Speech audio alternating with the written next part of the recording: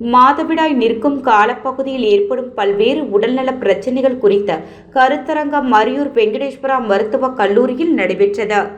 அரியூர் வெங்கடேஸ்வரா மருத்துவக் கல்லூரி மற்றும் மருத்துவமனையில் சாய் லெக்சர்ஸ் ஹாலில் நடைபெற்ற ஒருநாள் பெண்களுக்கான மாதவிடாய் நிற்கும் கால பிரச்சினைகள் பற்றி சிறப்பான கருத்தரங்கம் நடைபெற்றது.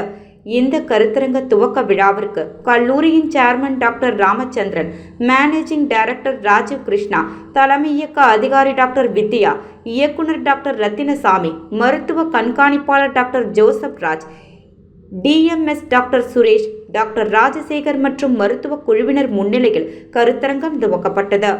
இந்த கருத்தரங்கத்தின் நிர்வாக பொறுப்பினை ஆராய்ச்சி மற்றும் கல்வியியல் துறை professor of OBG dean doctor Pappa Dasari மற்றும் மருத்துவர்கள் வினோத், சக்தி பாலன், அமுலு, மனோபாலன், வினோத் கலைவாணி, பினேஷ் விஜய் ஆகியோர் செய்திருந்தனர். நடைபெற்ற இக்கருத்தரங்கில் நூற்றுக்கணக்கான பெண்கள் பங்கேற்றனர். இந்த நிகழ்ச்சியை மருத்துவர்கள் வேல்குமாரி, சுபா நந்தினி, காவேரி, கல்பனா ஆகியோர் பல்வேறு துறைகள் சம்பந்தமாக விளக்க உரைகளும் கருத்தரங்கமும் நடத்தினர்.